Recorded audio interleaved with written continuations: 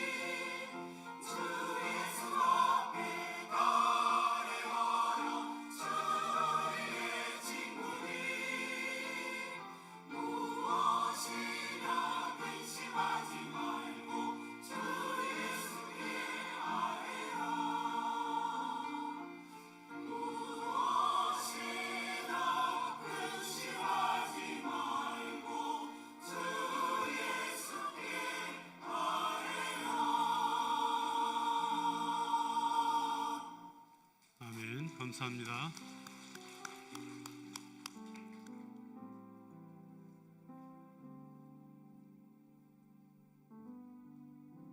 기도드리겠습니다. 하나님 아버지, 오늘도 우리에게 귀한 성의를 허락하여 주셔서 이 이른 아침부터 우리의 마음을 또 우리의 옷깃을 정결하게 여미고 예배의 자리를 사모하며 준비하다가 이 시간 예배 자리에 나와 우리 아버지 앞에 영광 올려드리게 하시니 감사합니다. 그렇게 은혜를 감사하고 또 귀한 예물을 구별하였다가 이 시간 하나님 앞에 올려드립니다.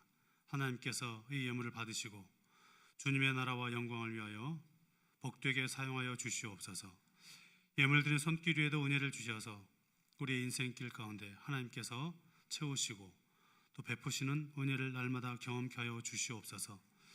하나님 아버지, 오늘도 복된 성일에 주신 은혜를 기억하며 하나님 앞에 영광을 돌려드리며 헌신하는 많은 손길들 있습니다. 하나님 바라보고 살아가는 그 모든 헌신 가운데 주님이 임재하여 주시고 오직 하나님의 이름만 높여지는 귀한 섬김들, 헌신들 되게 하여 주시며 또한 이 일들 가운데 함께 동참하는 이들이 더욱더 많아지게 하여 주시옵소서. 아버지, 특별히 기도하옵는 것은 사랑하는 우리 부모님들과 또 교회 어르신들의 남은 생애를 주님께서 붙잡아 주시고 주님과 함께 동행하며 매일 더 감격하는 생애를 살아가도록 도와주시옵소서. 우리의 사랑하는 자녀들은 그들의 인생이 하나님의 손 안에 있음을 기억하며 믿음으로 살게 하시고 살아가는 삶의 자리에 하나님 나라 세워가는 은혜가 있게 하여 주시기를 간절히 원합니다. 하나님 아버지, 오늘도 우리에게 귀한 말씀을 주시니 감사합니다.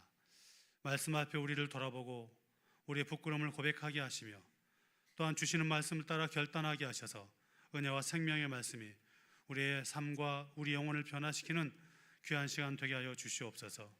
부족하고 미약하고 허물 많은 종을 주께서 은혜로 함께하여 주셔서 오직 주의 말씀만 바르게 전할 수 있도록 도와주시옵소서. 예수님의 이름으로 기도하옵나이다. 아멘. 할렐루야. 복된 주일입니다. 하나님의 크신 은혜가 이 주일 예배의 자리에 나온 우리 모두 가운데 풍성하게 넘치기를 주님의 이름으로 축복합니다. 광고에 나와 있던 광고를 하나 더 좀 더 부연 설명을 해드리도록 하겠습니다. 9월 21일 날 우리 교회가 한마음 운동회로 모이는데, 운동회로 모이는 것이 아니고 예배를 먼저 드리고 그리고 오후에 이제 운동회를 하게 되는데, 장소는 재작년에 했던 것처럼 홍천 종합체육관에서 모이게 되겠습니다. 먼저 1부 예배는 이곳에서 본당에서 8시에 그대로 드리고 2부와 3부 예배가 합해져서 홍천 종합체육관에서 10시 반에 예배를 드리겠습니다. 차량 운행과 기타 필요한 내용들은 차츰부터 광고를 드리도록 하고, 이제 인원 파악을 하고 있는데 인원 파악을 하는 게 좀 웃기긴 해요. 왜냐하면 예배를 드리는데 왜 인원 파악을 해야 되나 싶기도 합니다. 예배를 누가 드리고 안 드리고 아니고 모두가 다 참석해야 합니다. 무슨 말씀인지 잘 알겠죠? 다 참석해 주시길 바라고, 또 한 가지는 이제 보면 후원 물품을 기다리고 있다라고 하는 광고가 있었는데, 재작년에도 그랬던 것처럼 우리가 조그만, 예를 들면 김 한 박스 아니면 조그만 것들을 후원하면 그 끝날 즈음에 함께 서로 나눠가는 시간을 갖기 위해서 이런 일들을 준비하고 있으니까 부담 갖지 마시고 그냥 마음이 되는, 또 형편이 되는 범위 안에서 후원해 주시고 그 후원하는 것들을 사무실로 보내주시면 되겠습니다. 오늘 우리가 예수님께서 우리에게 주신 말씀을 함께 읽었습니다. 너무 잘하는 말씀이죠. 그러나 매우 불편한 말씀이 되기도 합니다. 왜냐하면 잘 알고 있지만 잘 살아내지 못하고 있기 때문입니다. 사랑에 대한 말씀이 되겠습니다. 오늘 주님은 사랑에 대한 말씀을 주시는데 그 사랑이 어떤 것인지를 우리에게 분명하게 말씀하고 있습니다. 이 세상에도 참 많은 사랑들이 있습니다. 어쩌면 우리 삶의 거의 많은 영역은 이 사랑과 관련되어 있다라고 해도 과언이 아닌 것 같습니다. 아침에 일어나서 만나는 사람들, 또 가정 안에서, 또 일터 가운데서 뿐만 아니고 우리가 늘 접하게 되는 인터넷 매체, 또 TV, 또 드라마, 또 방송, 광고에도 심지어는 사랑이 주류를 이루고 있습니다. 사람과만 사랑이 있는 것은 아니죠. 요즘은 이제 반려동물도 사랑하는 그런 시대가 되었습니다. 가정마다 이제 반려동물을 키우시는 분들이 많고 저희 장모님도 반려동물을 키우고 있습니다. 높아심에서 미리 말씀드리는데, 서울에 있는 교회들 중에는 반려동물이 죽으면 목사님을 초청해서 장례 예배를 드려달라고 하는 그런 요청이 있다고 합니다. 미리 말씀드리는데 우리 교회에서는 절대 그런 일 없으니까 혹시 집안에 그런 일이 생기면 그냥 괜히 전화해서 저 미안하게 하지 마시고 그냥 알아서 잘 해주시면 고맙겠습니다. 저도 반려동물 키우시는 분들 충분히 이해하고 사랑하고 그렇습니다. 근데 그것하고 우리가 신앙을 지켜나가는 것은 좀 다른 문제이기 때문에 그런 요청이 들어오기 전에 미리 제가 이렇게 말씀드리니까 훨씬 덜 부담스럽네요. 사랑이 뭐냐라고 물으면 사실 이제 좀 다양한 답들이 나오는 것 같습니다. 또 그런데 다양한 답이면서 동시에 명확하게 대답하기도 힘든 것 같습니다. 그런데 우리가 생각하는 사랑에 대한 많은 경우는 대부분 감정적일 때가 많죠. 그래서 누군가를 생각하면, 무슨 일을 생각하면 가슴속에서 이렇게 뭐가 확 이렇게 올라오면, 뭐 가슴이 뜨거워지면, 그래서 여러분도 다 그런 경험 있으셨고 지금도 역시 부부간에 그럴 거라고 믿지만, 이렇게 부부가 서로 만나면 막 가슴이 뜨겁잖아요. 그런 감정적인 것이라고 생각할 때가 참 많다는 거예요. 물론 맞습니다. 그런 감정적인 것도 있습니다. 성경이 우리에게 알려주시는 사랑은 그것보다 조금 더 구체적이죠. 오늘은 그 사랑이 무엇이냐라고 하는 것을 구체적으로 아는 시간보다는, 그러면 그 사랑이 우리가 나름대로 정의를 가지고 있는데 우리 주님께서 우리에게 그 사랑에 대해서 무엇을 가르치고 있는가라고 하는 것을 오늘 본문 말씀을 중심으로 함께 살펴보도록 하겠습니다. 본문 37절부터 40절 말씀을 함께 읽도록 하겠습니다. 예수께서 이르시되 내 마음을 다하고 목숨을 다하고 뜻을 다하여 주 너의 하나님을 사랑하라 하셨으니 이것이 크고 첫째 되는 계명이요 둘째도 그와 같으니 내 이웃을 내 자신같이 사랑하라 하셨으니 이 두 계명이 온 율법과 선지자의 강령이니라. 아멘. 우리가 이제 이 말씀을 읽으면 대충 이런 감이 잡히죠. 우리가 예수 믿는 사람들이 신앙생활 한다는 것은 다른 것 아니구나. 그것은 곧 사랑하는 것인데, 하나님을 사랑하고 이웃을 사랑하는 것이 우리 신앙의 본질이고 성도의 정체성이다 라고 하는 것을 금방 알게 됩니다. 그렇다면 이 하나님을 사랑하는 것과 이웃을 사랑하는 것이 어떤 의미인지, 또 알고 있지만 왜 우리가 이 삶을 잘 살아내지 못하는지, 그리고 우리가 이 삶을 구체적으로 살아내기 위해서 어떻게 해야 되는지 함께 살펴보도록 하겠습니다. 이 말씀의 배경은 우리가 읽었던 말씀에 나와 있는 것처럼 사두개인과 바리새인들이 예수님을 책잡기 위해서, 시험하기 위해서 질문하고 대화하는 과정 가운데 있었던 말씀입니다. 예수님, 율법 중에 어느 것이 가장 큰 계명입니까? 라고 묻는 것이죠. 이렇게 물었던 이유가 있습니다. 이 유대인들은 구약의 율법을 613가지로 구분하였습니다. 그래서 제일 중요한 것들을 순차적으로 쭉 써가는 거죠. 저는 이제 그 순서는 잘 모르지만 순차로, 예를 들면 이런 게 있을 수 있겠죠. 10계명의 내용들이 굉장히 중요한 내용으로 될 것이고, 사소한 것들, 잘 사람들이 관심 갖지 않은 어떤 것들까지 해서 613가지를 쭉 구분을 해놓고 그 중에 가장 큰 계명, 그러지 않는 것들을 구분을 했던 것이죠. 그래서 그런 배경 아래서 배우고 살아왔고, 자기들 역시도 그 순서를 따라서 보다 더 힘써야 될 것들, 좀 더 소홀히 하는 것들을 이렇게 익숙하게 살아왔던 그들이 주님께 묻는 것이죠. 어떤 것이 가장 큰 것인가? 순서를 정해서 살아가던 그들에게 주님은 너무나도 단호하게 말씀하십니다. 너희가 붙들고 있는 그 율법의 핵심은 무엇이다? 하나님을 사랑하는 것, 그리고 이웃을 사랑하는 것이다 라고 너무나도 분명하게 말씀하고 있습니다. 우리는 신앙생활 할 때도 마찬가지고 성경을 읽을 때도 우리도 그러잖아요. 우리도 이것은 더 중요하고 이것은 덜 중요하고 그런 자꾸 구분을 지으려고 하는 것이 있죠. 그래서 누군가의 예를 들면 어떤 죄에 대해서도 이런 죄를 지으면 막 정말 때려 죽일 것처럼 생각하고, 자기가 사소하게 짓는 어떤 죄들은 그냥 그럴 수 있지라고 넘어가는, 순서를 짓고 순서를 만들고 더 중요하고 덜 중요하고 약간 이런 구분 짓는 것을 좋아하는 것 같은데, 오늘 예수님은 율법을 통해서 우리에게 그런 어떤 그 순서, 단계를 정하는 것이 중요한 것이 아니다. 결국은 이 하나님 사랑과 이웃 사랑은 함께 가는 것이다 라고 말씀하고 있습니다. 우리가 이 사랑에 대해서 좀 더 깊이 있는 내용을 다루기 위해서 성경이 이 사랑에 대해서 무엇을 말씀하는지 한 번 더 생각할 필요가 있습니다. 우리가 그 교동문에 읽었는데, 교동문 요한 1서에 보면 요한 사도는 하나님에 대해서 이렇게 표현하죠. 하나님은 사랑이시다, 이렇게 말씀합니다. 그러니까 하나님은 사랑의 성품을 가지고 계시다는 것이죠. 사랑이 하나님으로부터 시작됐다, 그런 말이 되겠습니다. 그러므로 주님께서 첫째 되는 계명이라고 말할 때 사랑이라는 것이 누구로부터 시작되었는가? 하나님으로부터 시작되었고, 그러므로 당연히 택함 받은 그 백성이라면 하나님을 사랑하는 것이 첫 번째다라고 말씀합니다. 그런데 거기에서만 끝나지 않죠. 둘째는 그와 같다라고 말씀하면서 그 하나님을 사랑하는 그 마음으로 이웃도 함께 사랑해야 한다라고 말씀하고 있습니다. 그렇다면 우리가 이 말씀을 조금 더 이렇게 한 번 더 비틀어 보면 하나님을 사랑하지 않는 상태로 이웃을 사랑할 수 없다. 하나님을 사랑하지 않는 사람이 이웃을 사랑하는 것은 뭔가 문제가 있다, 그런 말씀도 되겠습니다. 하나님의 사랑과 세상의 사랑이 이처럼 다른 것이죠. 하나님의 사랑은 무조건적이고 세상의 사랑은 조건적입니다. 그래서 하나님은 오늘 우리에게 예수님을 통해서 우리에게 하나님 사랑과 이웃 사랑이 함께 가야 하는 것을 말씀해 주고 있습니다.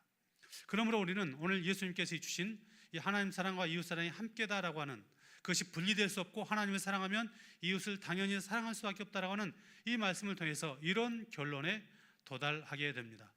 이제 우리가 함께 읽을 이 내용은 제가 그동안 이렇게 설교집을 읽으면서 또 어떤 목사님들 글을 읽으면서 머릿속에 있었던 기억들을 조합해서 제가 만든 문장이기 때문에 여러분이 큰 목소리로 읽어주셔야 합니다. 저 화면 한번 보시면 같이 읽겠습니다.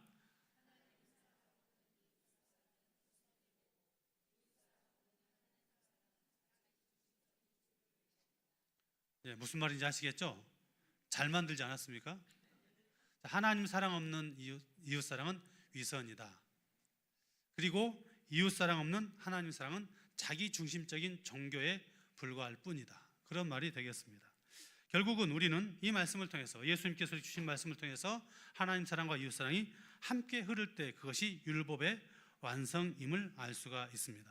우리가 하나님을 사랑한다라고 하면서 교회 안에서, 직장에서, 가정에서 그 사랑을 함께 드러내지 못하면 그것은 하나님의 사랑이다, 하나님의 사랑이 아니다, 하나님의 사랑이 아니다. 죄송합니다. 제가 국어를 좀 못한 것 같아가지고.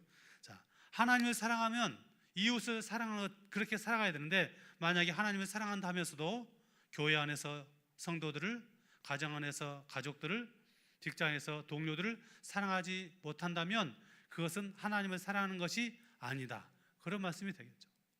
자, 우리가 성경을 한 군데 더 찾아보겠습니다. 요한일서 4장 20절 말씀 같이 읽겠습니다. 누구든지 하나님을 사랑하노라 하고 그 형제를 미워하면 이는 거짓말하는 자니 보는 바 그 형제를 사랑하지 아니하는 자는 보지 못하는 바 하나님을 사랑할 수 없느니라. 아멘. 그러니까 여러분, 우리가 이 말씀을 보면 복음이 무언가, 예수를 믿는다는 것이 무엇인가 라고 하는 것을 너무 분명하게 알 수 있죠. 여러분, 사랑은 제가 하나님 사랑해요 라고 해서 그 감정적으로 하나님 사랑하면 눈물 흘리고 막 뜨겁고 있어요. 그런데 그것으로 끝나지 않는다는 것이에요. 하나님의 사랑을 아는 사람은 하나님의 사랑을 알기 때문에 감정적으로 하나님을 사랑합니다, 입술로 하나님 사랑합니다 라고 하는 고백으로 끝나지 않고 거기에서 한 걸음 더 나아가서 내가 하나님의 사랑을 알기 때문에 그 사랑을 아는 사람으로서 이웃 사랑하기를 선택하는 것입니다.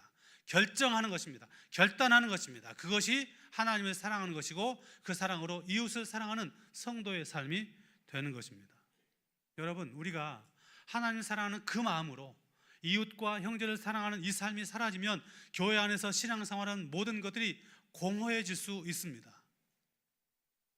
봉사하고 헌신하고 예배를 드리고 헌금을 드리고 여러 가지 어떤 성도의 교제를 할 때에도 정말 주님께 주신 그 사랑을 내 가슴속 깊이 깨달아서 그 사랑에 감격해서 내가 주님 사랑하는 마음으로, 하나님 사랑하는 마음으로 이 모든 일들을 감당하겠다라고 하는 이 결단이 없다면 고린도전서 13장에서 말씀하고 있는 것처럼 그 사랑은 소리나는 꽹과리에 불과할 뿐이다 라고 성경이 분명하게 말씀합니다.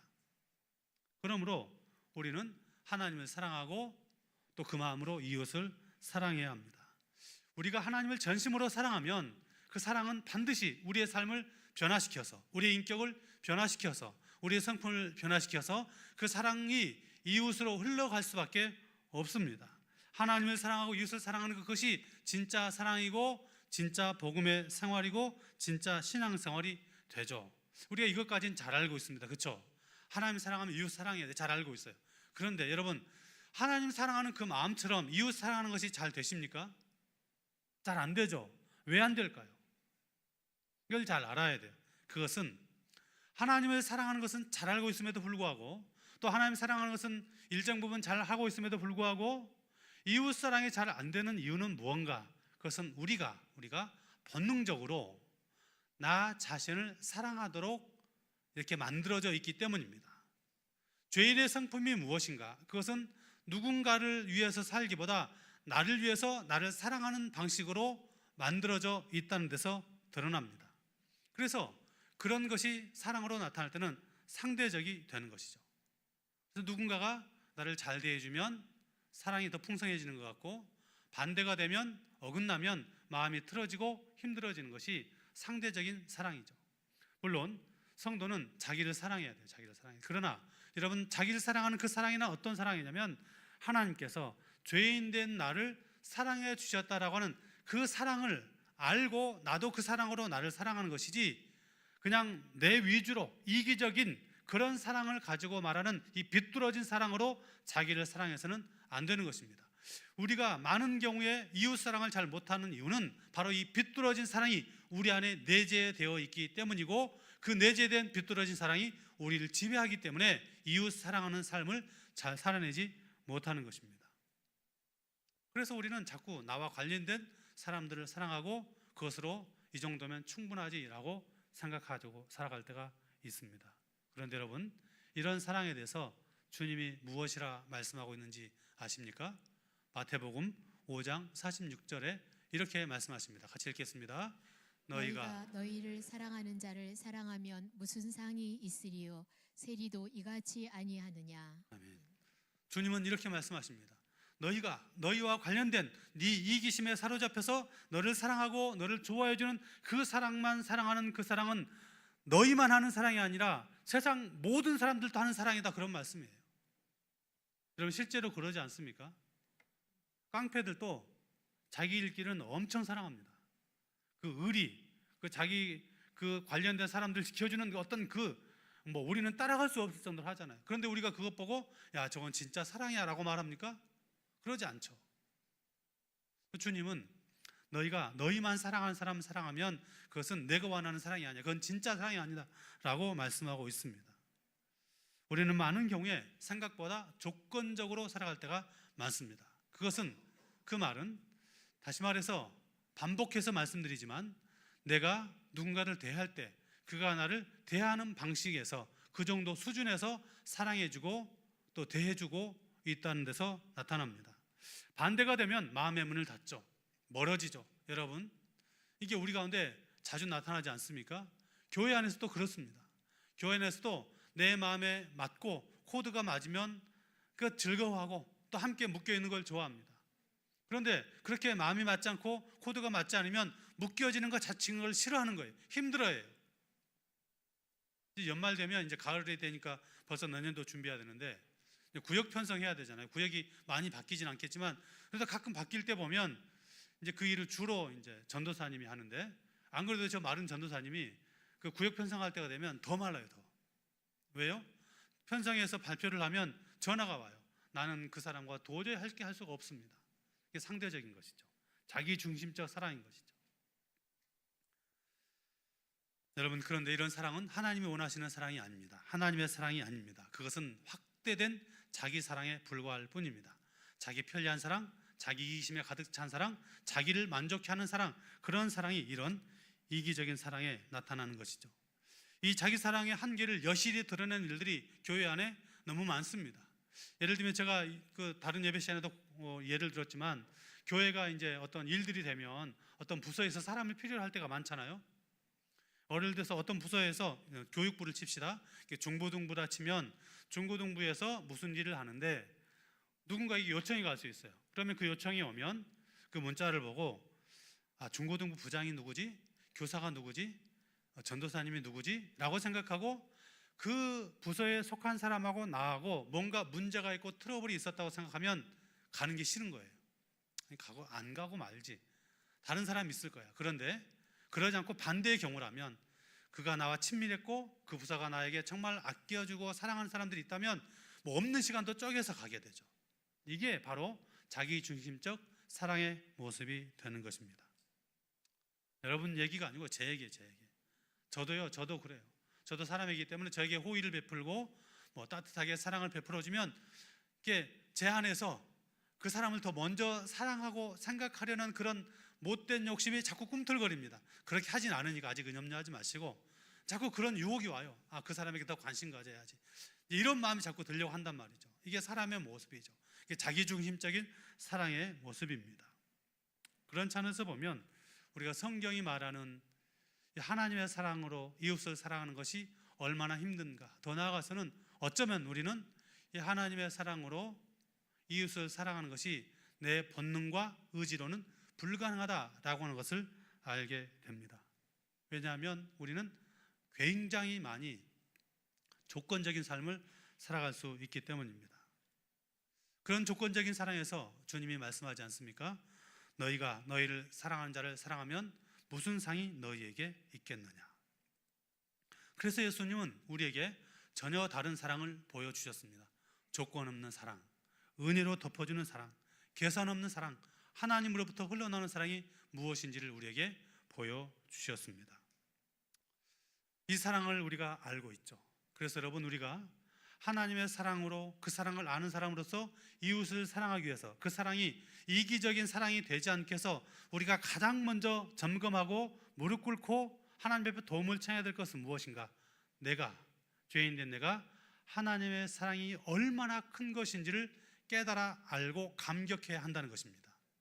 내가 하나님의 사랑을 도저히 받을 수 없는 사람이었는데 그런 나를 위해서 하나님께서 예수님을 보내주셨다.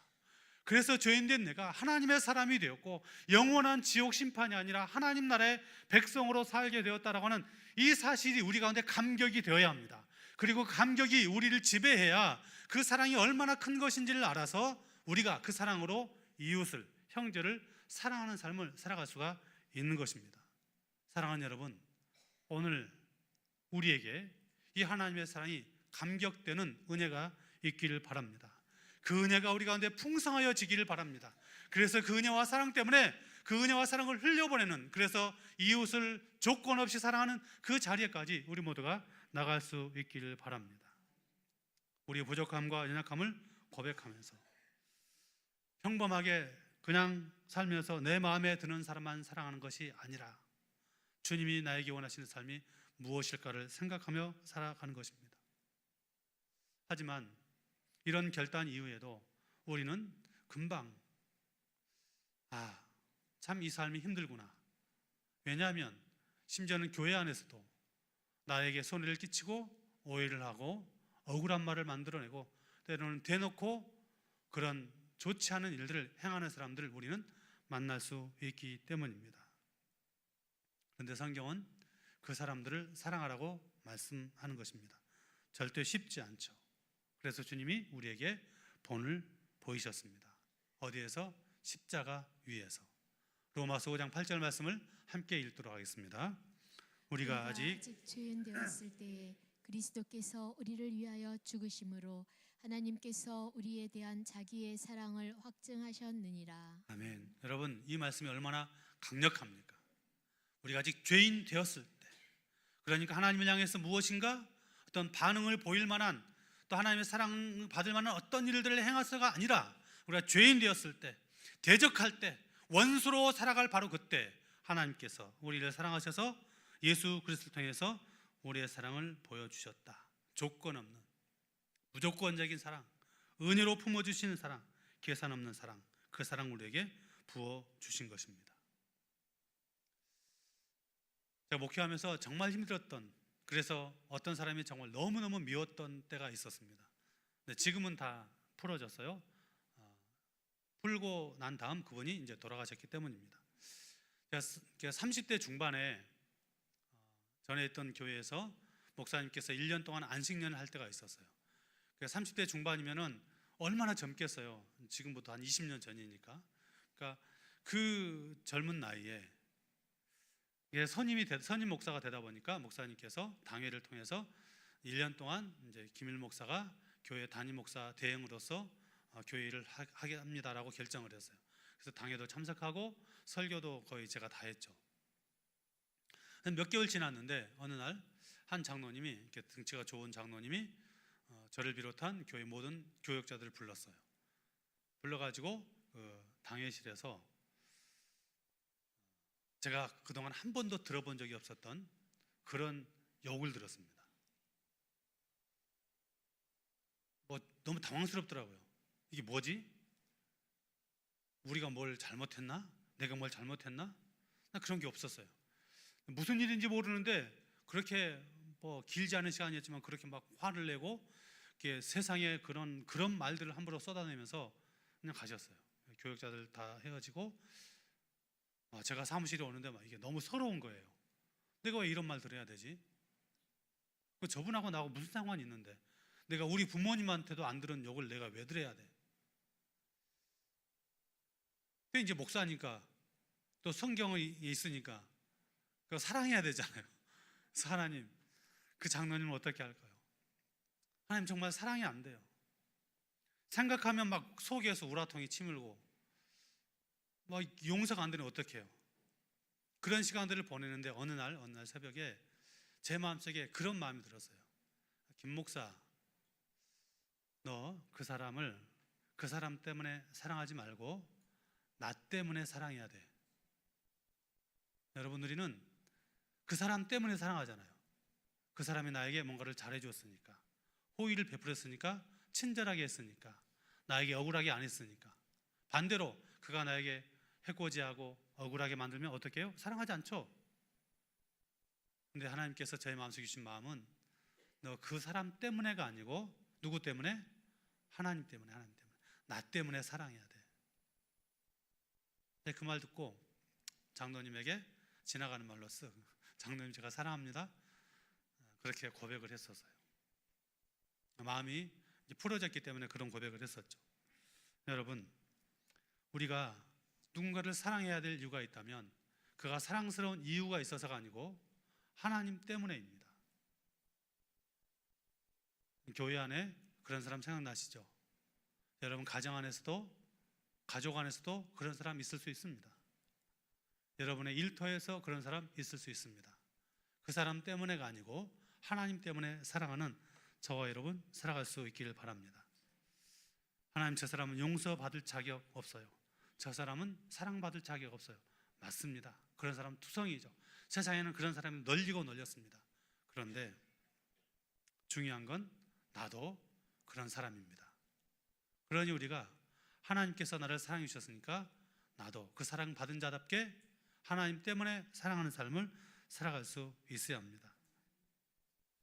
그렇게 살아가면, 그 하나님의 사랑에 감격하면 우리가 누군가를 사랑하는 삶이 훨씬 더 쉬워지고, 그때 그 고백을 가지고 살아갈 때 성령께서 우리 안에서 우리의 그 삶을 살아가도록 도우시는 것들을 경험하게 될 것입니다.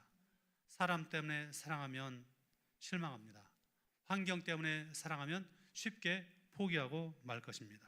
그러나 하나님 때문에 사랑하면 그 사랑은 변하지 않고, 더 놀라운 사실은요, 하나님 때문에 사랑하면 그 사랑이 여러분을 변화시킵니다. 하나님의 사랑을 우리가 마음속에 품고 그 사랑 가지고 살아가면 그 사랑이 우리의 인격을, 우리의 성품을 변화시키고 우리의 삶을 변화시키고, 그래서 우리는 거룩한 성화의 과정을 살아낼 수가 있습니다. 왜입니까? 우리가 누군가를 주님의 사랑으로 사랑한다라고 하는 것은 어디서부터 시작되는가?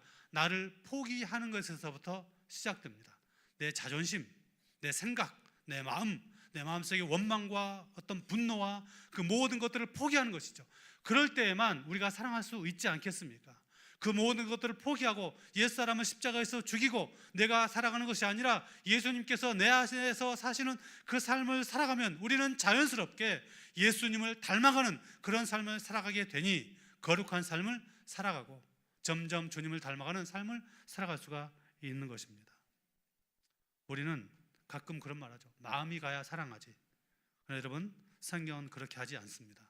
마음이 가는 것이 아니라 결단해라. 그 사람을 사랑하기로 결단해라. 그리고 그렇게 살아가라. 명예도, 자존심도, 어떤 그 내 모든 권리도, 심지어는 목숨까지도 버리고, 그리고 그 사랑의 길을 걸어갈 때 거기에 위대한 하나님의 역사가 나타나고 그곳에 하나님의 나라가 세워지는 은혜가 있게 될 줄로 믿습니다. 그 길을 걸어가다 보면 우리도 모르는 사이에 정말 하나님께서 원하시는 길은 바로 이 길이구나. 나를 죽이고 하나님이 사랑하시는 그 사람을 사랑하며 사는 것이 하나님께서 나에게 원하시는 길이구나 라고 하는 것을 깨달아 알게 될 것입니다. 이것이 바로 성화의 과정이죠. 그런데 여러분, 이 삶을 구체적으로 살아가야 합니다. 왜냐하면 오늘 우리가 이 말씀을 들으면서 대부분 사람들이 그래, 그렇게 사랑하며 살아가야지 라고 생각하지만 저기 전문을 열고 딱 나가는 순간 오늘 목사님이 참 좋은 말씀 하셨어. 근데 나는 또 내 인생이 있지. 그렇게 생각한단 말이죠. 어떻게 해야 될까요? 이제부터 이렇게 하십시오. 여러분, 지금 여러분 마음속에 진짜 사랑하기 힘든 사람을 한번 그 이름을 여러분 마음속에 이렇게 새겨보십시오. 목사님, 저는 도저히 생각이 안 나요. 그러면 저 멀리 있는 누군가라도 한번 생각해 보십시오. 그 사람을 생각하고 하나님, 저는 이 사람이 절대 사랑이 안 되는데 오늘 말씀을 통해서 제가 사랑하는 이유를, 그 사람 사랑하는 이유를 이렇게 고백하겠습니다. 자, 3가지를 따라합니다. 첫째, 따라하라고요. 첫째, 자, 우리가 그 사람을 사랑해야 되는 이유, 내가 마음속에 새긴 그 사람을 사랑해야 되는 첫 번째 이유는 하나님이 나를 먼저 사랑하셨기 때문에. 따라하겠습니다. 하나님이 나를 먼저 사랑하셨기 때문에. 자, 둘째, 하나님이 그 사람도 하나님의 형상으로 만드셨기 때문에. 셋째, 그 사랑을 통해 내가 성화의 삶을, 문장이 좀 길어지면 금방 오네. 성화의 삶을 살아갈 수 있기 때문에. 그렇습니다. 그러니까 결국 그 사랑을 살아가면 누가 바뀌는 거예요? 내가 바뀌죠. 내가 바뀌면 가정이 바뀌고 교회가 변화되고 지역이 변화되고 민족이 변화되는 것입니다. 그 사람을 위해서 기도하시고 작은 행동 하나 실천하십시오. 문자도 보내시고 또 사랑을 고백하시고 함께 식사라든가 차도 나누시고, 그렇게 해야 사랑이 구체적으로 드러나게 되는 것이죠. 이 한 주간 여러분, 우리 힘으로는 사랑할 수 없지만 주님의 그 은혜와 사랑 때문에 사랑을 결단하고 실천해서 여러분 살아가는 자리에 여러분 때문에 하나님의 영광이 드러나고 하나님 나라 세워지고, 또한 여러분 때문에 주님의 그 아름다우심이 세상 가운데 나타나는 그런 착한 삶을 살아가는 우리 희망교회 성도님들 될 수 있기를 주님의 이름으로 축복합니다. 기도하시겠습니다. 하나님 아버지, 오늘도 우리에게 그 완벽한 사랑을 우리에게 보여주시니 감사합니다. 우리의 사랑은 너무나도 연약하고 조건적입니다. 또한 우리는 우리 힘으로 사랑할 수 없는 그런 연약한 사람들입니다. 이 시간 십자가의 사랑을 기억하며 그 사랑으로 우리의 마음을 녹여주시기를 원합니다. 주님, 오늘 말씀처럼 하나님을 사랑하고 이웃을 사랑하는 삶을 살게 하시되, 때로 사랑하기 힘든 사람을 마주할 때 하나님 때문에 사랑하는 그런 삶을 우리 모두가 살아가게 하여 주시옵소서. 사랑의 순종을 통해서 우리 안에 교만이 무너지게 하시고 주님의 성품을 닮아가는 거룩한 삶을 살게 하여 주시옵소서. 우리의 가정과 우리 교회와 우리의 이웃 가운데 주님의 사랑이 흘러 넘치게 하여 주시고, 그 사랑을 실천하는 나를 통해서 홍천과 이 땅을 치유하는 그런 은혜가 나타나게 하여 주시옵소서. 이처럼 우리의 마음을 치료하실 뿐만 아니라 또한 우리 육신도 치료하여 주셔서 강건함의 은혜가 넘치게 하여 주시옵소서. 예수님의 이름으로 기도하옵나이다. 아멘. 다 같이 일어나셔서 함께 찬양하시겠습니다.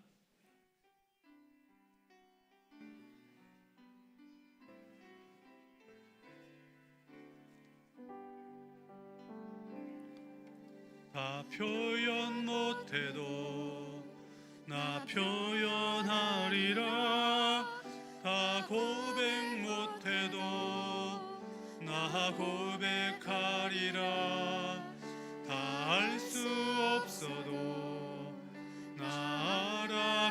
닮아가리라. 다 닮지 못해도 나 닮아가리라. 다 표현 못해도 다 표현 못해도 나 표현하리라. 다 고백 못해도 나 고백하리라. 다 할 수 없어도 나 알아가리라. 다 닮지 못해도 나 닮아가리라.